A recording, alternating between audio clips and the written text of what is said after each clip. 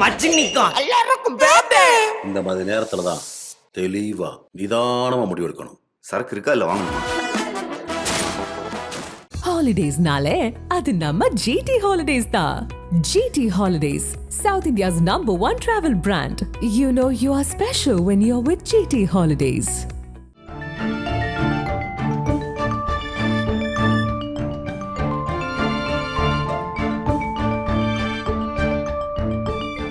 உங்கள் ஜீரண கோளாறுகளுக்கும் வயிற்றெரிச்சலுக்கும் சரியான ஒரு தீர்வு.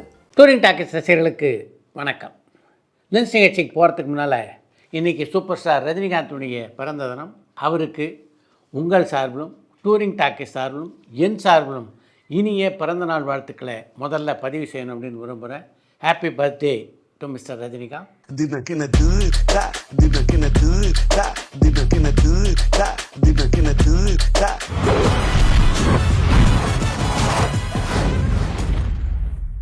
இனி நிகழ்ச்சிக்குள்ளே போகலாம் வாங்க.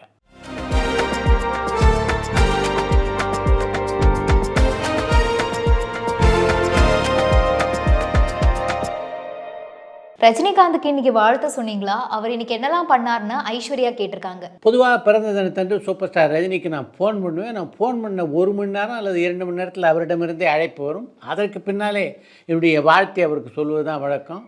இன்றைக்கு சூப்பர் ஸ்டார் ரஜினிகாந்த் ஜெய்ப்பூரில் படப்பிடிப்பில் இருக்கிறதுனால அவரை தொந்தரவு செய்ய நான் விரும்பலை. அதனால் வாழ்த்து செய்தியை மட்டும் அவருக்கு அனுப்பிச்சிட்டேன். ரஜினிகாந்த் பெரிய அளவில் மரியாதை வச்சிருக்கக்கூடிய ஒரு நபர்னா அது யாருன்னு ஸ்ரீராம் பெங்களூர்ல இருந்து கேட்டிருக்காங்க. ரஜினிகாந்த் பெருமதிப்பு வைத்திருந்த ஒருவர்னா அது இயக்குனர் சேரம் கே பாலச்சந்தர். அவர் இன்றைக்கு நம்மிடையே இல்லை. அவருக்கு அடுத்தபடியாக சொல்லணுன்னா தன்னுடைய சகோதரான சத்யநாராயணா மீது மிகுந்த மரியாதை உண்டு ரஜினிக்கு. ஐஸ்வர்யா ரஜினிகாந்த், சௌந்தர்யா ரஜினிகாந்த், லதா ரஜினிகாந்த் இவங்க 3 பேரோட இன்டர்வியூவை எப்போ எதிர்பார்க்கலாம்? இவங்க சாய் விசித்ராக்கு வருவாங்களா?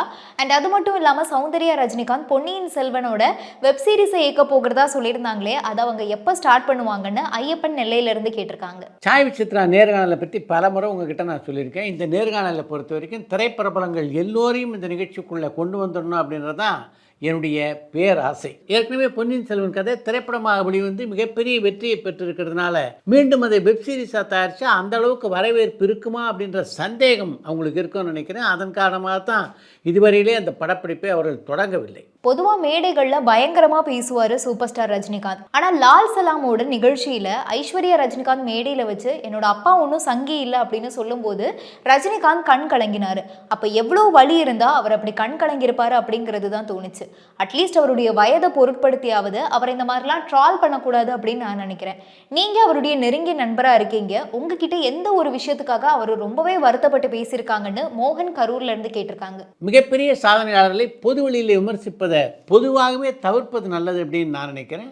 ரஜினியை பொறுத்தவரைக்கும் இது போன்ற விஷயங்கள் பற்றி அவர் என்கிட்ட பேசியதே இல்லை. ரஜினிகாந்த் இன்னைக்கும் #1 பொசிஷனில் இருக்கிறதுக்கும் சூப்பர் ஸ்டாருங்கிற பெயர் வந்ததுக்கும் அவருடைய ஸ்டைலும் நடிப்பும் மட்டும்தான் காரணமா, இல்லை வேற ஏதாவது காரணம் இருக்கா அப்படின்னு ஏஞ்சலின் கேட்டிருக்காங்க. ஆரம்பத்தில் ரஜினிகாந்துக்கு மிகப்பெரிய ரசிகர்கள் வளையம் உருவாகிறதுக்கு காரணமாக இருந்ததுன்னா அது அவருடைய அந்த ஸ்டைலும் நடிப்பும் தான்.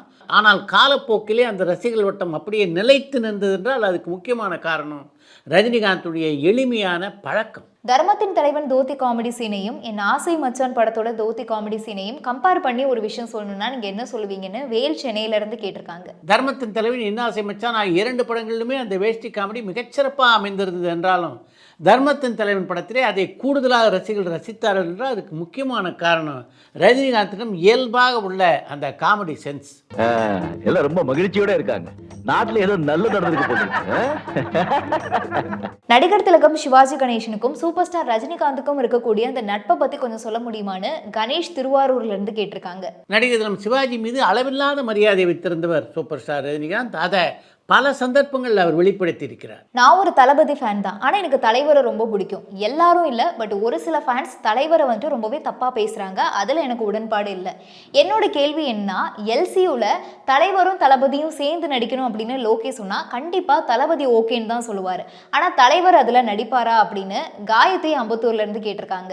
இன்றைய சூழ்நிலையிலே லோகேஷ் கனகராஜனுடைய இயக்கத்திலே சூப்பர் ஸ்டார் ரஜினியும் விஜயும் இணைந்து நடிப்பதற்கான வாய்ப்புகள் மிக மிக மிக குறைவு. சூப்பர் ஸ்டார் நடிக்க இருந்து கடைசியில் அவரால் நடிக்க முடியாம போய் அந்த படம் வேற லெவல்ல ஹிட்டான படம்னு ஏதாவது இருக்கான்னு கூலைநாதன் கேட்டிருக்காங்க. இந்தியன் முதல்வன் போன்ற திரைப்படங்கள் முதல்ல ரஜினிகாந்த் நடிப்பதாக இருந்து அதற்கு பின்னாலே கமல்ஹாசன் நடிப்பிலும் அர்ஜுன் நடிப்பிலும் வெளியான திரைப்படங்கள் தானே. இந்த வயசுலயும் சூப்பர் ஸ்டாரோட வேகம் குறையாம இருக்கிறதுக்கு அவரோட சீக்ரெட் என்ன, அது தெரிஞ்சா இளைஞர்களா இருக்கிற நாங்களுமே உத்வேகத்தோட இருப்போமேன்னு அலிஃப் ராஜா உடுமலைப்பேட்டையிலிருந்து கேட்டிருக்காங்க.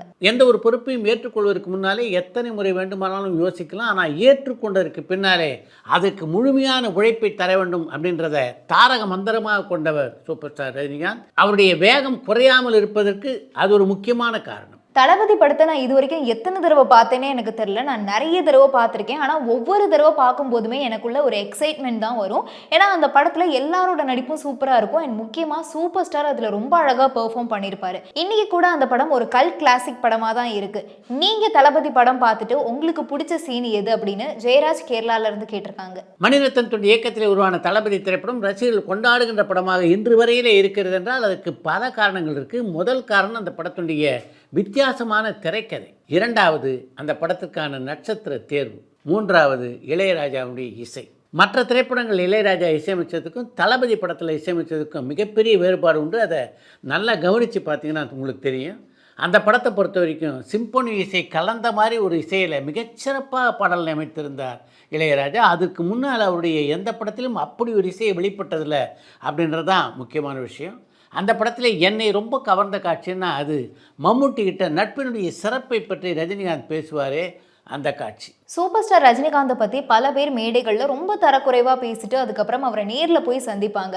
அப்போ சூப்பர் ஸ்டார் ரஜினிகாந்தும் அப்படி ஒரு விஷயம் தனக்கு தெரியாத மாதிரி ரொம்பவே புதுசாக ஒரு நட்போட பழகிற மாதிரியே பழகுவார். இதுக்கு பேர் தான் மெச்சூரிட்டியா? அவருடைய ஆழ் மனதில் அப்போ என்னதான் அவர் நினைப்பாருன்னு சரண்யா திருநெல்வேலியிலேருந்து கேட்டிருக்காங்க. ரஜினி தன்னுடைய வாழ்க்கையில் இது மாதிரி எத்தனை பேரை சந்தித்திருப்பார், அது மாதிரி எத்தனை அனுபவங்களை பெற்றிருப்பார். அதனால தான் அது போன்ற மனிதர்களை எல்லாம் சந்திக்கும் போது ஒரு ஜென் மனநிலையிலே அவரால் இருக்க முடிகிறது. சூப்பர் ஸ்டார் ரஜினிகாந்த் நடித்த படங்கள்ல அவருக்கு திருப்பு முனையா அமைஞ்ச திரைப்படம் எது? பைரவி திரைப்படமா இல்ல முரட்டுக்காளை திரைப்படமானு பாலசுப்ரமணியம் கடலாடியிலிருந்து கேட்டிருக்காங்க. ரஜினி நடித்த திரைப்படங்களே அவருக்கு திருப்பு முனையாக அமைந்த திரைப்படம்னா அது பைரவி திரைப்படம் தான். அந்த படம் தான் கதாநாயகன் என்ற அந்தஸ்தை அவருக்கு பெற்றுத்தந்த படமாக அமைந்தது. முரட்டுக்கால திரைப்படத்தை பொறுத்த வரைக்கும் அவருடைய திரை வாழ்க்கையிலே மிகப்பெரிய வெற்றி படமாக அமைந்த ஒரு படம். சமீபத்தில் அளிச்ச ஒரு பேட்டியில திருச்சி ஸ்ரீதர் என்ன சொல்லியிருந்தாருன்னா, சூப்பர் ஸ்டாரோட பாஷா படத்துக்கு தான் அதிகமான தியேட்டர் வியூஸ் இருந்ததா சொல்லியிருந்தாங்க. அவர் சொன்ன இந்த ஒரு விஷயம் கரெக்டானதா அப்படின்னு ஸ்ரீராம் கேட்டிருக்காங்க. திரையரங்கு உரிமையாளர்கள் பலர்கிட்ட இதை பற்றி நான் மீண்டும் கூட பேசினேன். அவங்களும் இதே கருத்து தான் சொல்கிறாங்க. பாஷா திரைப்படம் தான் மிக அதிகமாக ரசிகர்கள் திரையரங்கிலே வந்து பார்த்த படம் என்பதுதான் அவர்களுடைய கருத்தாகவும் இருக்கிறது. சூப்பர் ஸ்டார் ரஜினிகாந்த் நிறைய பணம் வச்சிருக்காரே தவிர யாருக்கும் எந்த ஹெல்ப்பும் பண்றதில்லை அப்படின்னு சொல்லி நிறைய பேர் விமர்சிப்பாங்க. ஆனால் என்ன பொறுத்தளவில் அது அப்படியே இருக்காது. வெளியில் தெரியாமல் அவர் நிறைய பேருக்கு நிறைய உதவிகளை செய்யறாரு அப்படின்னு தான் நான் நினைக்கிறேன். அதை நான் சொல்லி டிஃபெண்ட் பண்ணவும் செய்வேன். ஸோ நீங்கள் சூப்பர் ஸ்டார் கூட நெருக்கமாக பழகின ஒருத்தர், நீங்கள் சூப்பர் ஸ்டார் செய்யக்கூடிய உதவிகளை டிஃபெண்ட் பண்ணுறதுக்காக சொல்லணும்னா எந்தெந்த விஷயங்களை சொல்லுவீங்கன்னு வித்யாசாகர் மயிலாடுதுறையிலிருந்து கேட்டிருக்காங்க. ரஜினிகாந்த் எப்படிப்பட்ட சந்தர்ப்பங்களில் யார் யாருக்கெல்லாம் உதவி இருக்கிறார் என்பதை பற்றி இந்த திரையுலகில் உள்ள பலர் அறிவார்கள். ரஜினியை பொறுத்த வரைக்கும் அது போன்ற உதவிகளை எல்லாம் அவர் வெளிச்சம் போட்டு காட்டியதில்லைன்னு அதுக்கு காரணம் இருப்பதாகவே நான் நினைக்கிறேன். அதையெல்லாம் ரஜினிகாந்த் விளம்பரப்படுத்துகிறார் என்றே வைத்துக்கொள்ளும். அதன் மூலம் அவருக்கு கிடைக்கக்கூடியது என்ன, அதை கொஞ்சம் யோசிச்சு பாருங்கள். இதை விட பெரிய புகழ் அதன் மூலம் அவருக்கு கிடைக்க போகிறதா என்ன? சூப்பர் ஸ்டார் ரஜினிகாந்த் அருணாச்சலம், படையப்பா இந்த மாதிரியான படங்களை மறைமுகமாக தயாரிச்சாரு. டைட்டில் கார்டில் அவரோட பேர் வராது, ஆனால் மறைமுகமாக அவர் தான் அந்த படத்தை ப்ரொடியூஸ் பண்ணியிருக்காரு. இதே மாதிரி ஏன் அவர் இப்போல்லாம் வந்துட்டு இந்த மாதிரி மறைமுகமாக தயாரிக்கிறது இல்லை, இதுக்கான காரணம் உங்களுக்கு தெரியுமான்னு ஜானி யாழ்ப்பாணத்திலிருந்து கேட்டிருக்காங்க. திரைப்பட தயாரிப்பை பொறுத்தவரைக்கும் 20 ஆண்டுகளுக்கு முன்னால் இருந்த நிலைமை இன்னைக்கு இல்லை. அதன் காரணமாக கூட தயாரிப்பில் ரஜினி இறங்காமல் இருந்திருக்க வாய்ப்பு இருக்குது. தளபதி விஜய் எப்பவுமே அவருடைய ஆரம்ப காலத்தில் தன்னை ஒரு ரஜினி ரசிகனாக காட்டிக்கிட்டாரு. அதே மாதிரி ரஜினியோட படத்தோட பேராக இருக்கக்கூடிய தளபதியை தன்னுடைய அடைமொழியாக பயன்படுத்தினார்.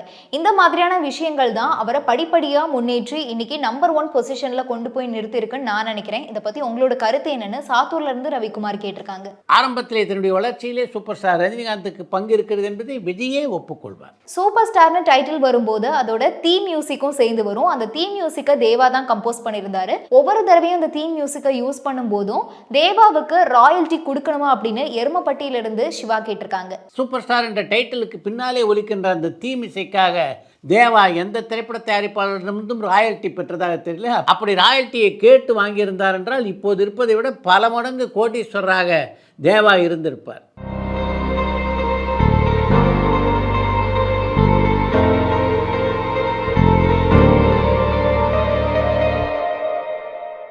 1996 சூப்பர் ஸ்டார் ரஜினிகாந்துக்கு ஒரு முக்கியமான மிகப்பெரிய பதவி வந்ததா நிறைய ஊடகவியலாளர்கள் எல்லாருமே சொல்லியிருக்காங்க.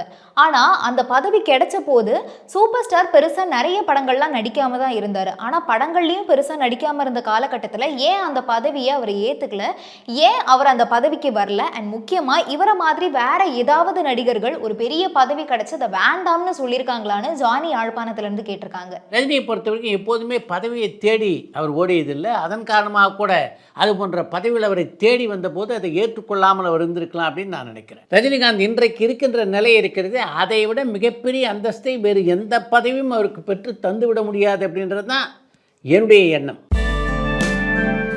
அடுத்து என்ற ஒரு தகவல்,